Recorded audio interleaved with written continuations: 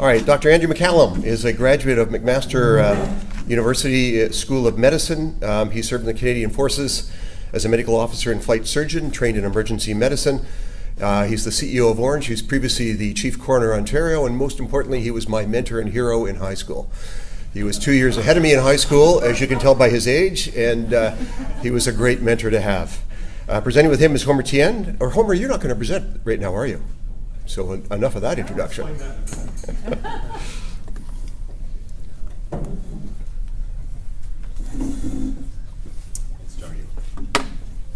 Morning, everybody.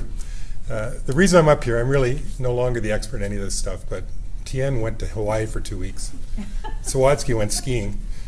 And Carla said I had to have my stuff in. So I wrote it up. Russell is here, and Russell will talk about more later about something I'm going to touch on, but I won't spend any time on it. But what I wanted to do is give you an update on ORNGE, and hopefully this will work.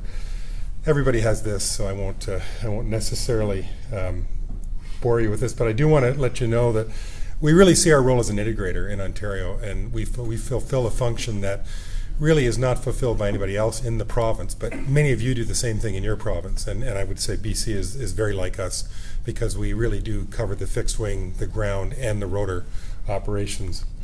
I'm going to touch on a few things that are going on at ORNGE as we'll hear more about today, but I won't spend a lot of time on blood, particularly because I know Russell's going to spend quite a bit of time on it, but I do want to give you one eye-popping statistic about putting blood on board. So a little bit about us. As you know, we have both, we have fixed, we have rotor, and we do have land operations as well. And we have three types of paramedics. At this point now in our evolution, primary care is really becoming vestigial. We don't have many primary care paramedics. It is an entry point. Of course, in our charter operation, which does all our non-urgent work and does about 50% of our carriage, they're all primary care pretty much, although we do have an advanced care component. And we also have an ACP land component now, which we use for transporting stable cardiac patients and that sort of patient. It's been useful in that regard. We do have a pediatric transport team as well, based in the Toronto area, and we have online transport physicians, many of whom are there's at least one alumnus here. I see Mike Christian's an alumnus from that, and he's moved on to bigger and better things. We're operating 24/7 in our online medical control now. We used to be operate on site 16 hours a day, and in the last 2 years we've implemented 24/7, and that's been a big, I think, adjunct for the communities in the north, particularly as we've brought in telemedicine, we've brought in online support and critical care support online. This gives you a sense of what we do. Because we really service all of the air transport in the province, we have a fairly significant component of non-urgent types of patients who need to move for treat and return, or for who are stable and are moving for medical reasons otherwise.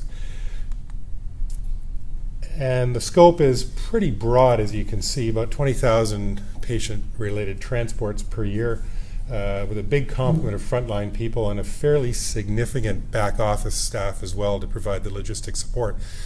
We are a not-for-profit, federally incorporated corporation.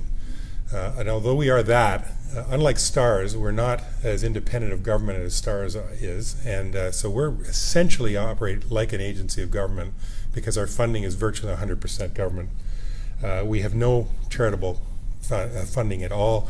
After the debacle in ORNGE in 2013, that was stopped. The government is very chary about us doing any kind of fundraising, although we think there may be an opportunity at some point in the future. We have lots of challenges, as do you. We'll touch on some of those. Our finances are stabilizing. What Jan said earlier resonated really strongly for me, is that when the government treats you well, there's really no strings attached. You usually have expectations and obligations that flow from that. And as STARS is experiencing now, we certainly have that. But we've been very successful in attracting appropriate funding to meet our mission. And when we compare ourselves to hospitals, and our board often views us as a hospital, which is an interesting construct, we do very well in the provincial setting, because the hospitals, as you know, have really been choked. Like everybody else, we have a fixed wing pilot shortage. We are losing our pilots constantly in a flow through. Air Canada is hiring 40 pilots a month. And that affects us, not immediately, because our pilots don't go to Air Canada, but they go to Jazz. They go to Porter. They go to Encore. And we lost virtually 100% of our pilots over the last 2 years. We've had a significant changeover. However, we've been able to stabilize that through a couple of means in the last 6 to 12 months. We have a retention bonus now, and we've made a deliberate effort to hire EMS pilots on the fixed wing side. You'll all appreciate that rotor pilots who come to rotor wing organizations in the HEMS world are at the pinnacle, at the top of the profession. They've flown offshore, they've done the oil and gas, they've done the long lining, and they're happy to sleep in their own bed every night. On the fixed wing side, most of the pilots are at the entry level, and they move on to better things, in their minds at least. So we want to attract pilots that are going to stay and believe that the mission is the important thing and that their career will be there. We also have a challenge with our fleet. Our fleet is mid to late life. It's late life on the fixed wing side, and we know we're going to have to do a fleet renewal in the next 4 years. That's going to change things for us for sure. And the rotor wing side, we've probably got 8 to 10 years out before we have to do it. But I was very interested in what STARS went through in their process. This gives you a sense of the scope. We're slightly bigger than BC, but not very much bigger. It's about 1.1 million square kilometers in the land mass of Ontario. But we're all over the province, and you can see where we are. Most of our bases are 24/7, except in the Greater Toronto area where we have some 12-hour land bases. But everywhere else it's 24/7. And most of our bases are critical care bases, with the exception of Kenora, which is an ACP base, and Moosonee, which is a PCP base. And it's fascinating that Moosonee is the reverse of Prince Rupert. We have the hospital on the island and the community on the mainland. Exact reverse, but that's why there's a helicopter there. However, we virtually staff it with ACPs most of the time as we've evolved our paramedic service. We've had a challenge integrating critical care land transport. It's not very sexy, so people don't think of it when they're looking for transport. Our process is longer perhaps than it ought to be and more involved. So a hospital wanting to send a patient across town in Toronto, many times we'll see it easier just to send a nurse with the patient and get the nurse back in a cab. Particularly in Ottawa, that's been a problem. So we're marketing that, and that's been a challenge, frankly. But we know that it's much more efficient and economical to use a land service in that situation, especially in the Toronto area. And so we're working hard on that to try and make it more useful. The other thing we've noted, and we've realized this, that the shoot time for land services transport is not as optimal as it should be. So we're working to improve that, and that I think will help us as well.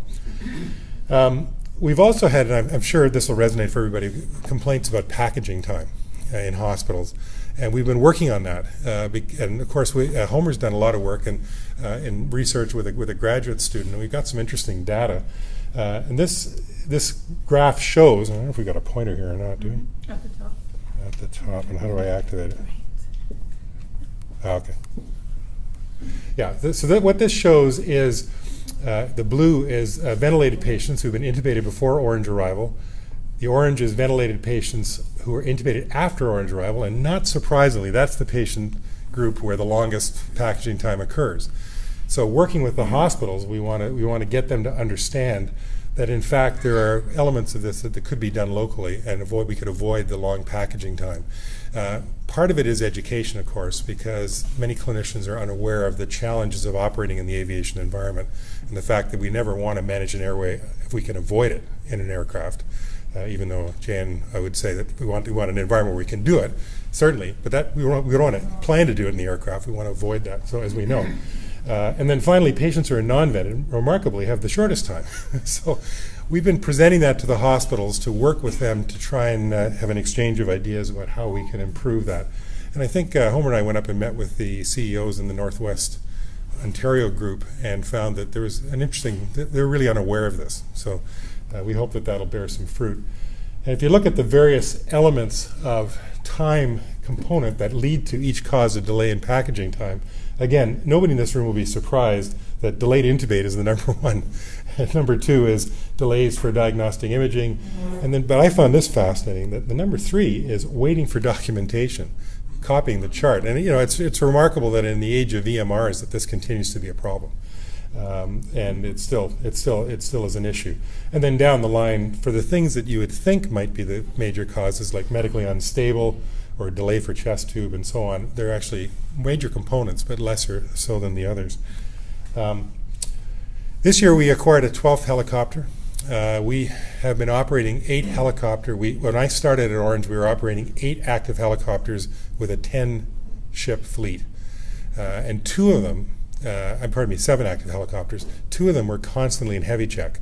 So we had 1 spare for the entire system. And looking at the geography of Ontario, you know that if the 1 spare is in Toronto, where it usually is, and the breakdown is in Kenora, it's going to take a while for that aircraft to be removed to that site.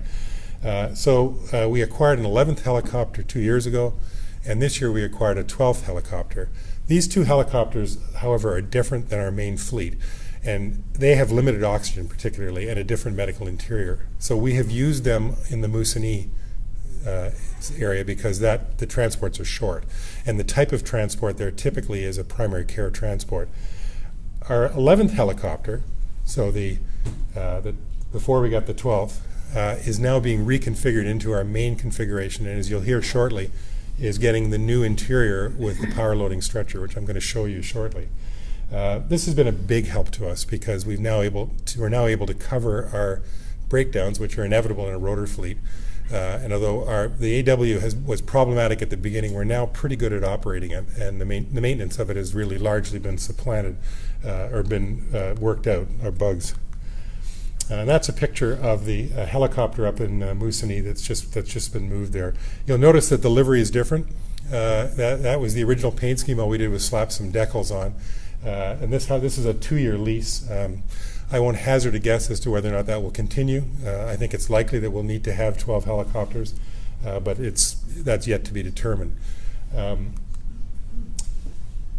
We also have started to do more ECMO, as many of you have as well. And for us, there were 2 cases that were notable. One was a fixed-wing transport from Thunder Bay to Buttonville in Toronto, 540 nautical miles, major logistic effort in a patient with cardiac problems. We've also done a land transfer now. We've been doing them for a long time in the GTA, so not a big deal, but we've now done about 100 so far. And of course, with the widening scope of indications for ECMO, I expect we'll see much more of that, and logistically pretty challenging. Now, I'm going to skip over this because I don't want to steal Russell's thunder, but I want to just give you one eye-popping number, $1.4 million to implement this in our system. It's staggeringly expensive, and it relates mostly to equipment and surveillance and working with Canadian Blood Services. I also have to echo the comment that was made earlier, Steve, in your comment with it really relates to opinions on the part of personnel in the blood services. If they're open to it, and we've been fortunate, we've worked with people who are really amenable to it, it helps, but it's remarkable how slow it can be if there's a great deal of fear in this one. We hope that we'll roll this out later this calendar year. I'm not sure if that's optimistic or not. Russell, you'll speak to that, I'm sure.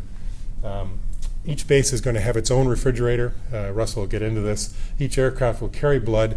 We will be using coolers. And again, I want to echo earlier comments. The exchange of ideas, STARS illustrating their approach, the cadaver labs, which George has been leading intellectually and otherwise in the province, or in the country, I should say, has really been remarkable, and it just underscores the value of this conference continuing. Now, I want to show you our new interior and how it works, and this has actually been an effort that's taken almost 7 years. You'll recall that the interior that was originally planned for the AW139 at Orange had problems, let's say. You couldn't do CPR for one thing, and that became a cause célèbre.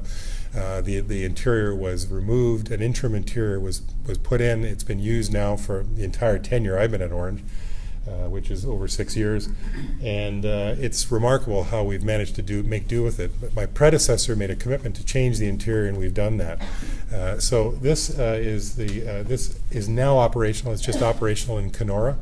We required an entire reconfiguring of the interior of the helicopter, which had a good side effect in that it allowed our mechanics to get the interiors in and out faster, and therefore less downtime and more uptime for the helicopter. The manufacturer is Helimods, which is an Australian firm, and we've partnered with them to bring this to Orange. So run that video. I just want to. The video really illustrates this better, I think, than anything I could say.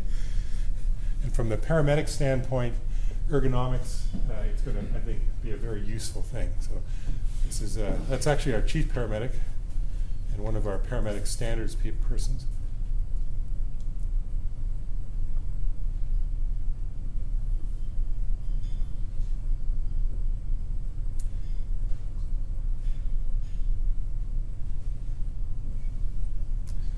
The stretcher is a Stryker power load stretcher, but it's a very special power load stretcher. It's STC, therefore it's not interchangeable with the Land Services Stryker power loaders, of which there are 55 ambulances. Isn't it remarkable, John? We have 55 ambulance services in Ontario. Sad. Yeah, I can't disagree. I don't know if to be quoted somewhere. I know I'm in trouble with all the chiefs. 55 of them, 53 use Stryker. So the good news with this stretcher is that it's compatible with their ambulances, but we need to get it back. We can't just leave it on the stretcher and trade it. So you can see basically how it works, and it's a transverse positioning. It doesn't rotate, but nonetheless there's easy access to the patient's head, so care of the patient can occur in flight. But from the paramedic ergonomic and workplace injury standpoint, you can see the obvious benefit, and they really like it. Okay, thanks very much.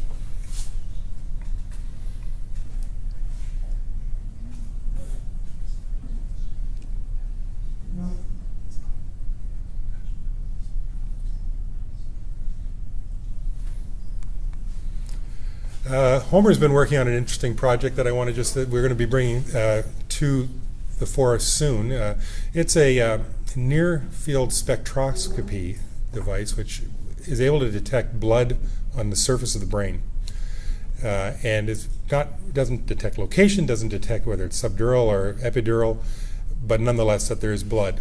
And the advantage of that obviously is in remote communities so that we can look at triaging the destination more appropriately, whereas if blood is detected, then obviously we wouldn't stop in a primary care hospital, we would go to a neurosurgical center. And that's the big advantage. It's been used by the U.S. Marine Corps, I think, Homer, is that correct? So it has some field testing. This is being evaluated. This is not something we're planning to roll out, but we want to pilot it. It will be studied, and we hope to be able to report more on that. I think the advantages, again, are choice of receiving hospital, and of course, if you're the trauma team leader in the receiving hospital, you have a better sense of how quickly you need to get to CT. These devices are handheld. I think I've got a picture. Yes, I do. And it's almost it's remarkable to me that this device can do what it claims to do. It's applied to the surface of the head. There's a reading obtained. You can see it's in a hardened case. It's portable, and I think the cost is about $15,000 per unit. Not inexpensive, but not ridiculously expensive either, comparable to POCUS as a technology that you could use without as much definition of the problem. But nonetheless, more to come on that. I expect that'll be something we'll talk about in upcoming meetings. So that's a quick overview of some updates at Orange, and I know Russell will speak in some detail about the Blood on Board program, which he's been spearheading. So thanks very much.